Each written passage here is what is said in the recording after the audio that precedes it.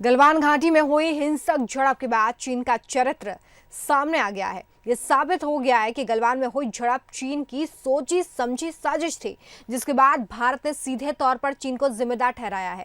भारत ने साफ तौर पर कह दिया है कि सीमा पर जो कुछ भी हुआ है उसके लिए चीन जिम्मेदार है और ये कदम उसने सोच समझकर उठाया था। साथ ही साफ तौर पर चेतावनी जारी कर दी है कि उकसाने वाले को छोड़ा नहीं जाएगा। गलवान घाटी में जो कुछ हुआ, क्या वो चीन की सोची समझी साजिश थी? ये सवाल लगातार उठ रहा था, जिस पर अब देश के विदेश मंत्री एस जयशंकर ने मोहर लगा दी। उन्होंने अपने बयान में साफ कर दिया कि गलवान में जो कुछ हुआ वो चीन की प्लानिंग का हिस्सा था, यानी सीमा पर चीन की वजह से हिंसा हुई। और अब विदेश मंत्रालय का कहना है कि इसका सीधा असर दोनों देशों के संबंधों पर पड़ेगा। इधर पीएम नरेंद्र मोदी ने लद्दाख में चीन से विवाद पर पहली बार बयान दिया है। पीएम मोदी ने साफ कर दिया कि जिन जवानों की शहादत हुई है वो व्यर्थ नहीं जाएगी। इसके अलावा पीएम मोदी ने सभी दुश्मनों को आगाह करते हुए ये तक कह दिया कि भारत शांति चाहता है, लेकिन अगर कोई उकसाएगा तो जवाब जरूर दिया जाएगा। इसकी रक्षा करने से हमें कोई भी रोक नहीं सकता।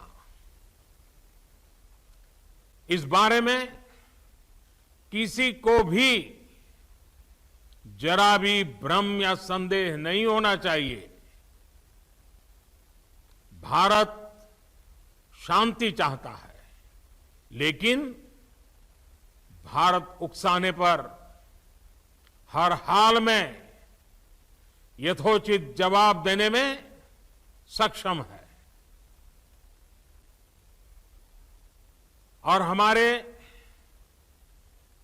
दिवंगत शहीद वीर जवानों के विषय में देश को इस बात का गर्व होगा कि वे मारते मारते मरे हैं। देश की एक न्यूज एजेंसी ने चीन के धोखे का खुलासा किया है। न्यूज एजेंसी का दावा है कि चीन ने थर्मल इमेजिंग ड्रोन से पहले भारतीय जवानों को ट्रेस किया, फिर अपने सैनिक बढ़ाकर हमला कर दिया।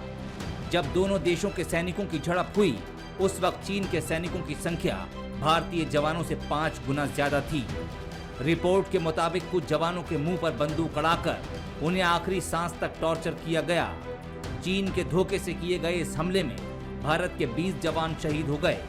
वहीं इस झड़प में चीन के 40 से ज्यादा सैनिकों के मारे जाने की संभावना है। जानकारी मिली है कि हिंसक झड़प में चीनी सेना की यूनिट का कमांडिंग ऑफिसर समेत 40 सैनिक ढेर हुए हैं। लद्दाख के गलवान घाटी में भारत और चीन के बीच हिंसक झड़प पर मोदी सरकार एक्शन में आ गई है।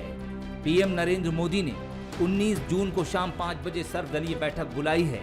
इस बैठक में अलग अलग पार्टियों के अध्यक्ष शामिल होंगे। बैठक में भारत चीन के बीच सीमा विवाद पर चर्चा की जाएगी। विभिन्न राजनीतिक दलों के अध्यक्ष वर्चुअल बैठक के जरिए शामिल होंगे।